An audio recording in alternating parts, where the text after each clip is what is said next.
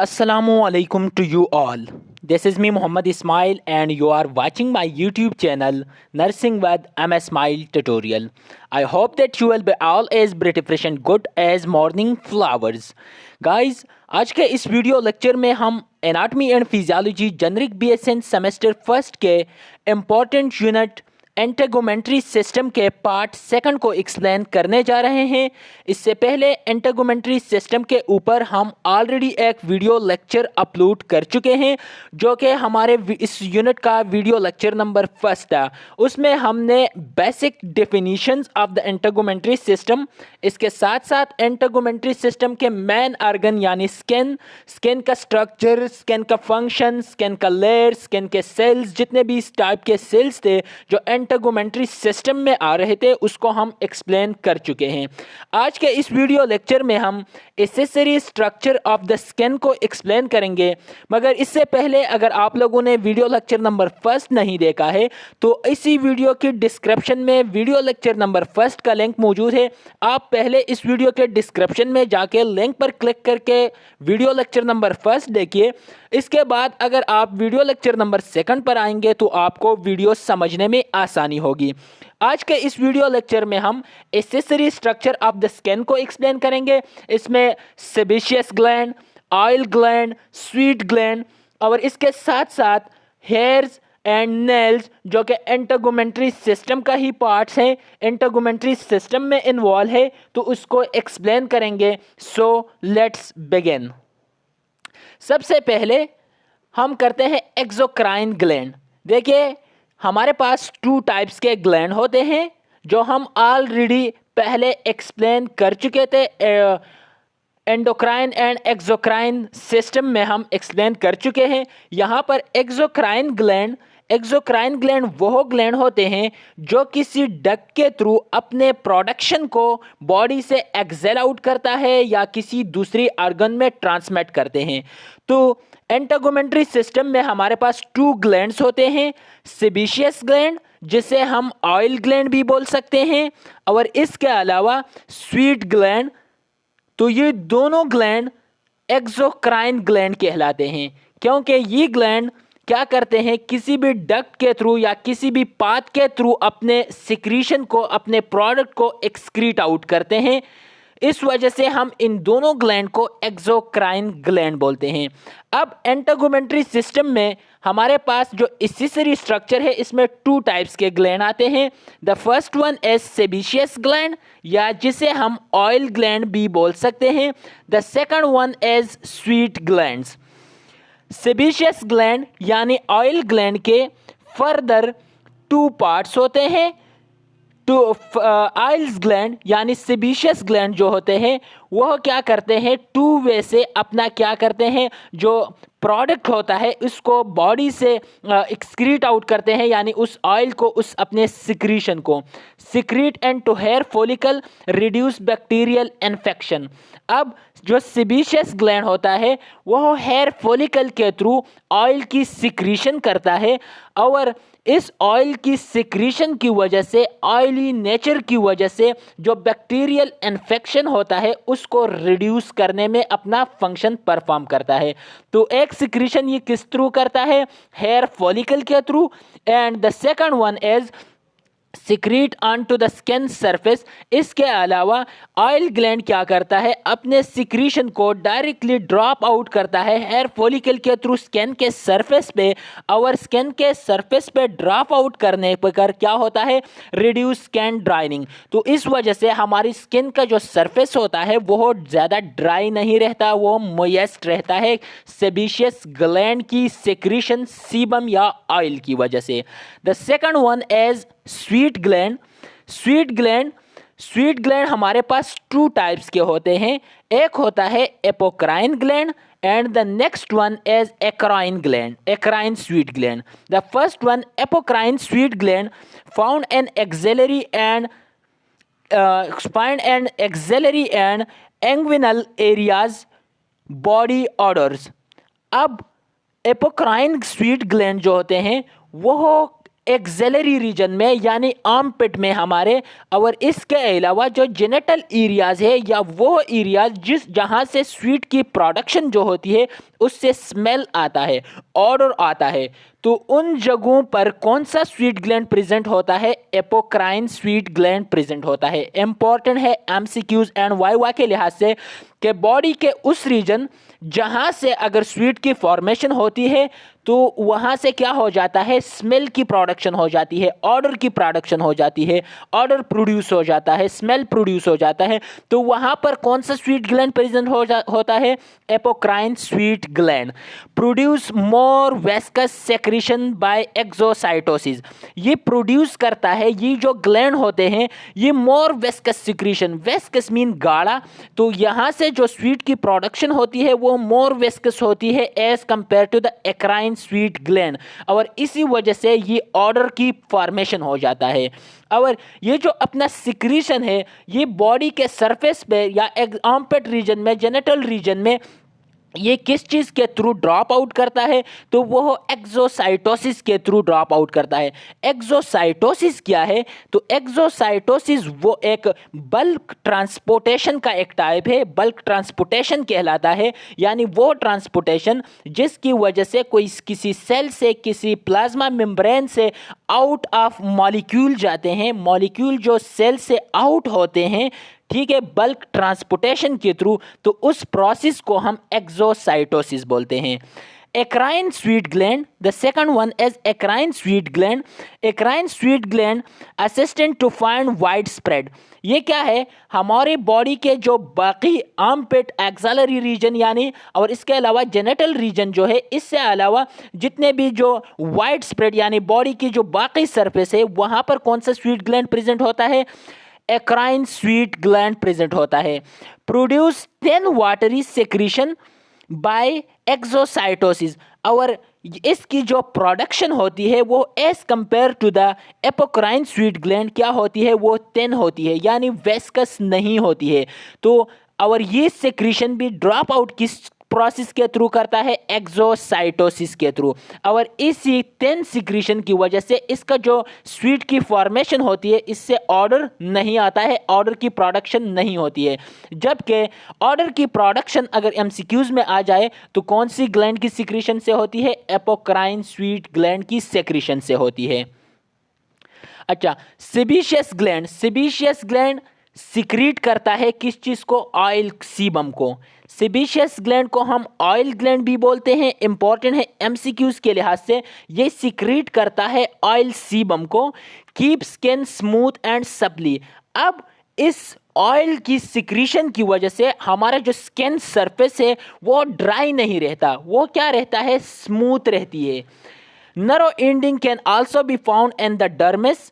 इसके अलावा जी जो ग्लैंड प्रेजेंट होता है ये डर्मिस रीजन में प्रेजेंट होता है, और डर्मिस रीजन में नरोज एंडिंग भी प्रेजेंट होते हैं। इसके अलावा ब्लड वेसल्स भी कहाँ पर प्रेजेंट होते हैं? Dermis layer of the skin में प्रेजेंट होते हैं। Apocrine gland are specialized sweet gland that can be found only in the armpit and pubic region। अब हमारा जो pubic region होता है और इसके अलावा armpit region होता है, वहाँ पर कौन सा gland present होता है?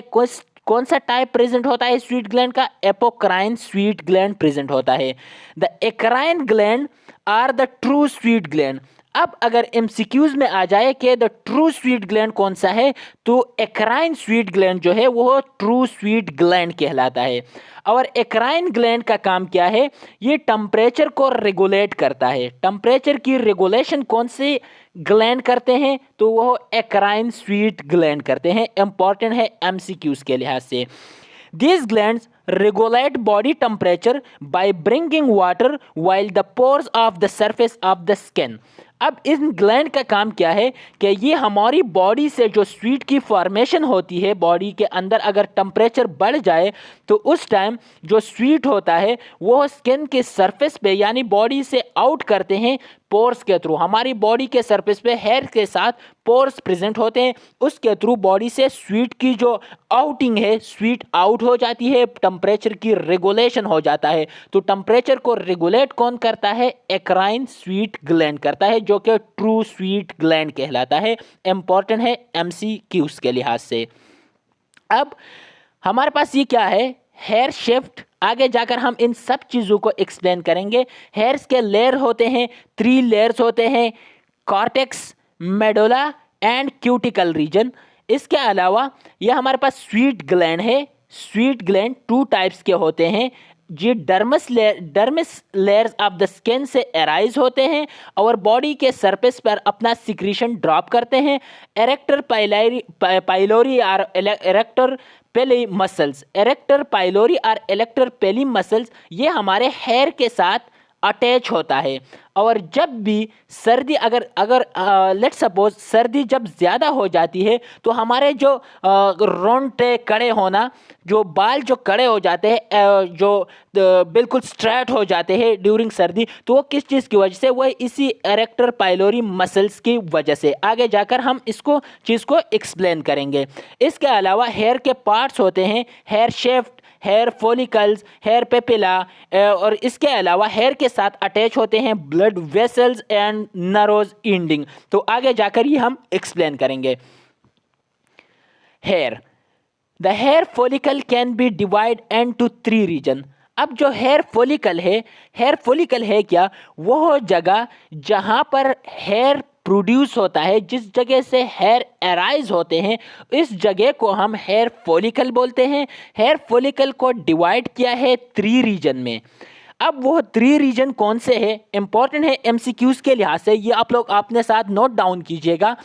The lower segmented bulb and supra bulb, जो लोअर रीजन है हेयर फॉलिकल के, लोअर सेगमेंट जो है, जो लोअर रीजन है, उसको हम बल्ब एंड सुप्रा बल्ब या बल्ब एंड सुप्रा बल्ब कहते हैं, जहां से हेयर एराइज होता है। द मिडल सेगमेंट, जो मिडल सेगमेंट है, उसको हम एस्थमस बोलते हैं, जबकि जो upper part of the hair follicle है उसको हम इन्फुंडिबुलम बोलते हैं। The upper segmented extended from the entrance of the sebaceous gland duct to the follicular orifice. अब जो अपर सेगमेंट है ये कहाँ से कहाँ तक है? तो ये entrance of the sebaceous gland से लेकर डक्ट टू द फोलिकुलर ओरिफी तक जो रीजन कहलाता है वो कौन सा रीजन कहलाता है? Upper segment. और अपर सेगमेंट कौन सा रीजन था? अपर सेगमेंट वो रीजन है जो स्टार्ट होता है कहाँ से? सेबेशियस ग्लैंड की एंट्रेंस से लेकर डक्ट ऑफ द फोलिकुलर ओरिफी तक। और इस रीजन को हम क्या बोलते हैं? इन्फुंडिबुलम रीजन या upper segment of the hair follicle. The lower segment extend from the base of the follicle to the insertion of the erector pili muscles. अब जो लोअर सेगमेंट है, लोअर सेगमेंट को हम क्या बोलते हैं? लोअर सेगमेंट को हम बल्ब और सुप्रा बल्ब बोलते हैं। तो लोअर सेगमेंट कहाँ से स्टार्ट होता है? Extend from the base of the follicle, follicle की बेस से लेकर इंसर्शन ऑफ द एरेक्टर पिलाई मसल, जो कि एक स्पेशल टाइप का मसल है। वो जो जब सर्दी, मैंने जो आपको पहले बात कही कि जब सर्दी बढ़ जाती है तो उस टाइम जब हमारे जो रोंगटे खड़े हो जाते हैं तो वो किस चीज़ ग्लैंड की वजह से होते हैं? जो एरेक्टर पेलाई मसल या एरेक्टर पाइलोरी मसल्स के वजह से ही होते हैं। तो उस मसल्स तक हेयर फॉलिकल से लेकर insertion of the arrector pili muscles तक का जो एरिया है, उस रीजन को, हेयर फॉलिकल के उस रीजन को हम लोअर सेगमेंट बोलते हैं। The middle segment is a short section that extends from the insertion of the erector pili muscle to the entrance of the sebaceous gland duct. अब जो middle reason है, जो मिडल सेगमेंट है, एक short सा section है जो कहाँ से कहाँ तक प्रेजेंट होता है? एरेक्टर पिलाई मसल्स की इंसर्शन, जहाँ से एरेक्टर पिलाई मसल अटैच होता है हेयर के साथ, वहाँ से लेकर सेबेशियस ग्लैंड का जो डक्ट प्रेजेंट होता है उस तक के रीजन को हम मिडल सेगमेंट बोलते हैं। Now The hair follicle. What is hair follicle? Hairs take birth in a sac-like structure called a hair follicle that surround the hair root and is found below the skin. Hair follicle, जैसे मैंने आप लोगों को पहले बताया कि hair follicles क्या है। हेयर फॉलिकल वो रीजन है जहाँ पर हेयर प्रोड्यूस होता है, जहाँ से हेयर अराइज होता है, उस रीजन को हम क्या, कौन सा रीजन बोलते हैं? हेयर फॉलिकल्स बोलते हैं। जिस जगह में हेयर की बर्थ होती है, हेयर की पैदाइश होती है, जिस सैक में, जिस पाउच लाइक स्ट्रक्चर में जहाँ से हेयर अराइज होता है, उस रीजन को हम हेयर फॉलिकल्स बोलते हैं। Follicle that surrounded the hair root and is found below the skin. और जो हेयर का रूट होता है उसको सराउंड किया हुआ होता है हेयर फॉलिकल ने। और हेयर का रूट प्रोड्यूस कहाँ पर होता है, उस एराइज कहाँ से होती है? हेयर फॉलिकल से। और ये स्किन के बिलो प्रेजेंट होती है डर्मिस लेयर में।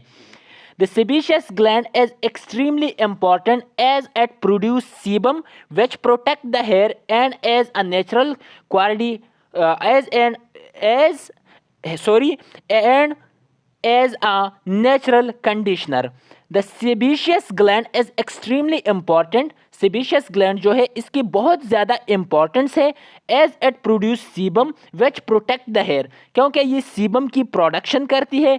इस वजह से ये किसी भी बैक्टीरियल इन्फेक्शन को भी रिड्यूस करता है, इसके साथ साथ हेयर को भी प्रोटेक्शन पर देता है and as a natural conditioner. और इसके साथ साथ ये एज अ नेचुरल कंडीशनर भी काम करता है। कंडीशनर का काम क्या होता है? कंडीशनर वो चीज़ें हैं जो आपकी हेयर की टेक्सचर को क्या करते हैं? हेयर की टेक्सचर को मेंटेन रखते हैं, इसके साथ साथ आपकी हेयर को हेल्थी रखते हैं। इसके अलावा अगर आपकी हेयर जो है वो ख़राब हो जाए, उसमें उसके टेक्सचर में कोई ख़राबी आ जाए, तो उसको रीमेंटेन कौन करता है? कंडीशनर करते हैं। जैसा कि हम आर्टिफिशियल भी कोई चीज़ अपने हेयर्स पे अप्लाई करते हैं ताकि हमारे हेयर का जो टेक्सचर होता है, जो कलर होता है, वो मेंटेन रहे। तो इस तरह ये सीबम जो है, जो सेबेशियस ग्लैंड से प्रोड्यूस होता है, ये एज अ नेचुरल कंडीशनर भी काम करते हैं। एज अ नेचुरल कंडीशनर हम इसको काउंट करते हैं, जो कि हमारे हेयर्स के लिए मोस्ट इम्पॉर्टेंट है। और ये एक्सट्रीमली इम्पॉर्टेंट इसको इसी वजह से ही बोलते हैं कि ये as a natural conditioner for the hairs काम करते हैं। Hair shaft. Anatomy of human hair shaft consist of 3 layer. अब जो हेयर शिफ्ट है, हेयर शिफ्ट में 3 लेयर्स होते हैं। जो upper part of the hair होता है, जो upper part of the hair होता है, वो जो एक्सक्रीट आउट होता है स्किन की एपिडर्मिस लेयर से, इसे हम हेयर शिफ्ट बोलते हैं। जो आउट चली जाती है बॉडी की सरफेस से आउट, तो उस रीजन को जो हेयर शिफ्ट रीजन है 3 लेयर्स पर मुश्तमिल होता है। The innermost layer is called the medulla. जो इनरमोस्ट लेयर होता है हेयर शिफ्ट का, उसे हम मेडुला कहते हैं। इंपॉर्टेंट है एमसीक्यूज के लिहाज से। It is present only in the large thick hair like the ones on your scalp. और ये जो मेडुला होता है, जो कि innermost layer of the hair है, ये कौन से हेयर में प्रेजेंट होते हैं? जो हेयर थिक होते हैं, लाइक वो हेयर जो हमारे स्कल्प के ऊपर प्रेजेंट है। तो उन हेयर्स में जो इनरमोस्ट लेयर होता है, उस लेयर को हम मेडुला बोलते हैं। और ये लेयर याद रखिएगा कि उन हेयर्स में प्रेजेंट होते हैं जो कि थिक हेयर्स होते हैं। इंपॉर्टेंट है एमसीक्यूज के लिहाज से। It helps giving hair its elasticity. और ये जो मेडुला लेयर है, ये आपकी हेयर्स को इलास्टिसिटी प्रोवाइड करती है। The middle layer is called cortex. जो मिडल लेयर होता है उसके हम कॉर्टेक्स बोलते हैं। हेयर शिफ्ट के मिडल रीजन को हम क्या बोलते हैं? कॉर्टेक्स बोलते हैं। It constitute the bulk of the hair. जो हेयर का बल्क होता है उसको कौन बनाता है? मिडल लेयर बनाता है। और मिडल लेयर को हम क्या बोलते हैं? कॉर्टेक्स बोलते हैं। इंपॉर्टेंट है एमसीक्यूज के लिहाज से। It's the cortex which is responsible for providing hair its structure, strength, color and texture to the hair. अब ये मेडुला, ये कॉर्टेक्स ही होता है ये कॉर्टेक्स ही होता है जो हेयर के बल्क में प्रेजेंट होता है। वो आपकी हेयर के स्ट्रक्चर को मेंटेन रखता है, आपके हेयर को स्ट्रेंथ प्रोवाइड करता है, आपकी हेयर्स की कलर को मेंटेन रखता है, हेयर्स को कलर देता है। किसी का हेयर रेड होता है, किसी का ब्राउन होते हैं, किसी के ब्लैक होते हैं, तो ये कलर को मेंटेन रखना कॉर्टेक्स लेयर का ही काम है। And texture of the hair, और हेयर की टेक्सचर को भी मेंटेन कौन रखता है? कॉर्टेक्स रखता है, जो कि middle layer of the hair shaft कहलाता है और जो bulk region of the hairs में प्रेजेंट होता है। इंपॉर्टेंट है एमसीक्यूज एंड वाइवा दोनों के लिहाज से। The outer most layer is known as cuticle, जो outer most layer of the hair shaft होता है उसे हम क्यूटिकल बोलते हैं। इट्स थिन एंड ट्रांसपेरेंट, ये सबसे थिन लेयर होता है और ये ट्रांसपेरेंट होता है। It protects the inner structure of the hair, जो हेयर की इनर जो स्ट्रक्चर होती है उसको प्रोटेक्शन प्रोवाइड करती है। inner root sheet, the inner root sheet, IRS stand for inner root sheet, does not contain any pigment। जो inner root होती है हेयर की, उस वहाँ पर कोई भी पिगमेंट प्रेजेंट नहीं होता है। It is comprised of 3 parts, the Henle layer, होलिक्सी लेयर एंड क्यूटिकल लेयर। जो इनर रूट शीट है वहाँ पर 3 पार्ट्स ने उसको बनाया हुआ है, 3 लेयर्स ने बनाया हुआ है। वो कौन कौन से है? Henle layer, Huxley layer and cuticle layer. ये तीनों लेयर मिलकर इनर रूट शीट को बनाते हैं। इनफंडिबुलम, और इनफंडिबुलम क्या है? इनफंडिबुलम जो हमने पहली बात की कि क्या है, ये upper part of the hair follicle है।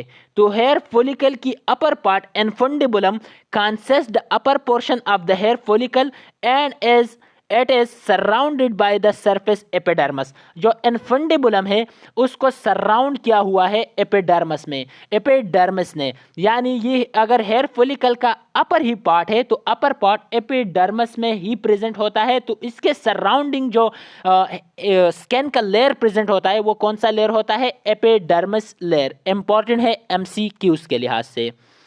A substance which remove the hair is called depilatory। Important है, मोस्ट इम्पॉर्टेंट एमसीक्यूज है कि वो सब्सटेंस जो आपकी बॉडी के सरफेस से हेयर्स को रिमूव कर दे हैं, उन सब्सटेंस को हम क्या बोलते हैं? डिपिलेटरी। डिपिलेटरी वो सब्सटेंस होते हैं जो आपके स्किन के सरफेस से हेयर्स को रिमूव करते हैं। Normal hair loss of adult scalp is about 70 to 100 hairs per day. अब हमारे स्कल्प से डेली के तौर पर कितने हेयर्स जो है वो नॉर्मली फॉल होते हैं? 70 to 100। इंपॉर्टेंट है एमसीक्यूज के लिहाज से। Dark colour hair contain eumelanin, blond and red hairs contain pheomelanin. अब मेलानिन जो कि एक रेड, ब्राउन, ब्लैक पिगमेंट है, इस पिगमेंट जो कि कलर देता है किसी भी चीज़ को। तो अब ये जो पिगमेंट है इसके 2 टाइप्स होते हैं मेलानिन के, यूमेलानिन एंड प्यूमेलानिन। यूमेलानिन क्या होते हैं? यूमेलानिन जो कि आपके हेयर्स को डार्क कलर देते हैं और हेयर को रेड कलर जो देता है उसे हम प्यूमेलानिन बोलते हैं। इंपॉर्टेंट है एमसीक्यूज के लिहाज से। स्ट्रक्चर ऑफ द हेयर है जो हमने ऑलरेडी एक्सप्लेन किया। हेयर शेफ्ट है जो कि आउट ऑफ द स्किन आपकी जाती है। हेयर शेफ्ट के 3 पार्ट्स थे वो हमने एक्सप्लेन किए। इसके अलावा हेयर फॉलिकल है, हेयर फॉलिकल्स के 3 segment, upper, lower and middle, उसे हमने एक्सप्लेन किया। इसके अलावा ये सेबेशियस ग्लैंड है जो कि आपके हेयर फॉलिकल के साथ अटैच होता है, सीबम यानी ऑयल को सिक्रीट करता है। ये डर्मिस लेयर है प्रेजेंट। ये सारे चीज़ें कहाँ पर होती है? डर्मिस लेयर में प्रेजेंट होती है। इसके अलावा हेयर फॉलिकल्स के 3 पार्ट्स थे वो हमने एक्सप्लेन किए। हेयर बल्ब जो है हेयर फॉलिकल का सबसे लोअर रीजन कहलाता है। एंड हेयर पेपिला वो रीजन है, याद रखिएगा, इंपॉर्टेंट है एमसीक्यूज के लिहाज से, कि हेयर पेपिला वो रीजन है जहाँ पर अटैच होते हैं आपके nerves and blood vessels attach होते हैं हेयर्स के साथ। Layer of the hairs shaft 3 layers थे हेयर्स के, वो हमने एक्सप्लेन किए। The first one, the outer most one is the cuticle, the middle one is the cortex and the last deeper layer as the medulla, जो कि हम explain कर चुके हैं।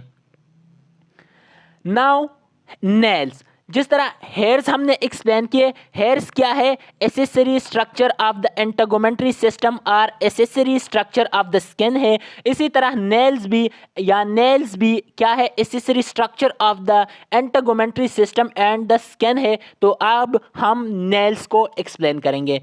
Nail are plates of tightly packed hard dead keratinized epidermal cells that form clear and solid covering over the dorsal surface of the distal portion of the digest। अब nails क्या है, nails hard plates है, as we know all, ये hard plates है जो कि बने हुए होते हैं किस चीज से, tightly packed hard dead keratinized epidermal cell से बने हुए होते हैं, यानी डेड केराटिनाइज सेल से बने हुए हैं।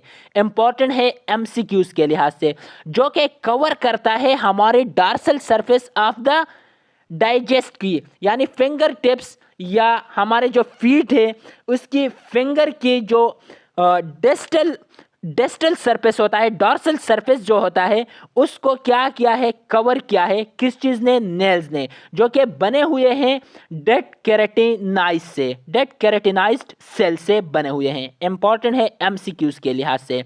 Each nails consist of a nail body, a free edge and a nail root. Each nail को हमने डिवाइड किया है, 3 पार्ट्स होते हैं ईच नेल के। The first one is nail body, the second one is a free edges and the third one is a nail root. आगे जाकर तीनों को एक्सप्लेन करेंगे। Functionally nail help us grasps and manipulate small object in various ways. अब nail की अगर function की बात की जाए तो नेल्स का फंक्शन क्या है, अगर कोई चीज़ गिर जाए तो किसी भी चीज़ को ग्रैब करने के लिए, उठाने के लिए, जो स्मॉल ऑब्जेक्ट्स होते हैं उसको हम उठाने के लिए many different types of ways से हम नेल को यूज़ करते हुए उस चीज़ को पकड़ सकते हैं, उस चीज़ को ग्रैब्स कर सकते हैं। Provide protection against trauma to the ends of the digits and allows us to scratch various part of the body. इसके अलावा ड्यूरिंग ट्रॉमा जो हमारे डिजिट्स होते हैं, जो नेल्स के नीचे वाला हिस्सा होता है, जो सरफेस होता है, dorsal portion of the end of fingers होते हैं, उसको प्रोटेक्शन प्रोवाइड करती है ड्यूरिंग किसी भी ट्रॉमा। इसके अलावा हमारे वेरियस बॉडी पार्ट जो हैं उसको हम क्या करते हैं, स्ट्रेचेस कर सकते हैं on the help of nails. Nail के हमने 3 पार्ट्स किए। ये नेल प्लेट्स है, पूरा का पूरा नेल प्लेट्स। इस नेल प्लेट के 3 पार्ट्स होते हैं। एक होता है नेल बॉडी, ये नेल बॉडी कहलाता है। ये वाला जो रीजन है ये फ्री एजेस कहलाते हैं, और ये रीजन जो है ये नेल्स रूट कहलाता है। अब इंपॉर्टेंट एमसीक्यूज, इससे मेजॉरिटी ऑफ द एग्जाम में एमसीक्यूज आता है कि जो हाफ मून लाइक स्ट्रक्चर होता है नेल बॉडी के अंदर, उस हाफ मून लाइक स्ट्रक्चर को हम क्या बोलते हैं, लुनुला वो स्ट्रक्चर है जो आप ऑब्जर्व कर सकते हैं अपने नेल्स के अंदर। एक half moon like structure root से थोड़ा ऊपर प्रेजेंट होता है, उस स्ट्रक्चर को हम लुनुला बोलते हैं। तो इम्पॉर्टेंट एमसीक्यूज नेल से इम्पॉर्टेंट जो मेजॉरिटी ऑफ द एमसीक्यूज आते हैं नेल्स में, तो उसमें ये एमसीक्यूज ज़रूर प्रेजेंट होता है कि नेल बॉडी या नेल प्लेट्स के अंदर एक structure, moon like structure present होता है, हाफ मून लाइक। उस स्ट्रक्चर को हम क्या बोलता है, लुनुला। इंपॉर्टेंट एमसीक्यूज था। Quick overview of the integumentary system. अब हम क्विक ओवरव्यू देंगे एक एंटेगोमेंट्री सिस्टम के हवाले से। स्किन जो कि मोस्ट इंपॉर्टेंट आर्गन या प्राइमरी आर्गन यानी the main organ of the integumentary system है। Mostly dead and made up of layers, जो मोस्टली डेड केराटिनाइज सेल से बनी हुई होती है, और इसके लेयर्स होते हैं, एपिडर्मिस लेयर होता है, डर्मिस लेयर होता है एंड फेट्स लेयर होता है, यानी हाइपोडर्मिस लेयर होता है। उसे हम ऑलरेडी एक्सप्लेन कर चुके हैं वीडियो लेक्चर नंबर 1 में। इसके अलावा हेयर्स होते हैं एंटेगोमेंट्री सिस्टम में, help keep you warm, hairs एक और फंक्शन परफॉर्म करते हैं। इस तरह हमने पहले इसके फंक्शन बता दिए। तो एक फंक्शन इसका क्या है, ये आपकी बॉडी को वार्म रखते हैं। इसके अलावा नेल्स क्या करते हैं, give structure to the ends of our fingers. हमारे फिंगर्स का जो एंड है, जो डिजिट्स है, इसको क्या करते हैं, एक खास स्ट्रक्चर प्रोवाइड करता है। इसके अलावा ग्लैंड्स थे, डिफरेंट टाइप्स ऑफ ग्लैंड हमने पढ़े इंटेगुमेंट्री सिस्टम में। Release oils for moisture and protection. अब ये ग्लैंड क्या करते हैं, जो सेबेशियस ग्लैंड था रिलीज करते हैं ऑयल्स को। इसके अलावा स्वीट ग्लैंड था जो कि सिक्रीट करता है स्वीट को। Nerves send and receives messages to the brain. इसके अलावा नर्व्स थे जो कि dermis layer of the skin में प्रेजेंट होते हैं, हेयर्स के साथ अटैच होते हैं, और ये क्या करते हैं, मैसेजेस सेंड करते हैं आपकी ब्रेन को। एनी मैसेज जो इस तरह की भी चेंजेस आते हैं तो उस मैसेज को सेंड कौन करते हैं, नर्व्स करते हैं। इसके अलावा ब्लड वेसल्स थे। ब्लड वेसल्स कहाँ पर प्रेजेंट होते हैं, आपके डर्मिस लेयर में भी प्रेजेंट होते हैं, और डर्मिस लेयर से जो न्यूट्रिएंट्स वगैरह वो कौन लेता है, एपिडर्मिस लेयर में। याद रखिएगा कि एपिडर्मिस लेयर में ब्लड वेसल्स प्रेजेंट नहीं होते हैं। तो एपिडर्मिस न्यूट्रिएंट्स किस तरह से लेता है, एपिडर्मिस अपने लास्ट लेयर, यानी जो हम वीडियो लेक्चर नंबर 1 में एक्सप्लेन किए थे, स्ट्रेटम बेजल्स के थ्रू लेता है न्यूट्रिएंट्स को। कौन से लेयर से, डर्मिस लेयर से, डर्मिस रीजन से। तो ये था आज का हमारा वीडियो लेक्चर इंटेगुमेंट्री सिस्टम की एसेसरी स्ट्रक्चर, यानी स्किन की एसेसरी स्ट्रक्चर के ऊपर। इसके साथ ही हमारा इंटेगुमेंट्री सिस्टम कंप्लीट हो गया। अगर आज के इस वीडियो लेक्चर में या video lecture number 1 of this unit में किसी भी स्टूडेंट को जिस टाइप का भी क्वेश्चन हो, वो हमसे कमेंट सेक्शन या हमारे व्हाट्सएप नंबर के थ्रू पूछ सकते हैं। दूसरी वीडियो तक के लिए मुझे दीजिएगा इजाज़त। अल्लाह हाफिज़।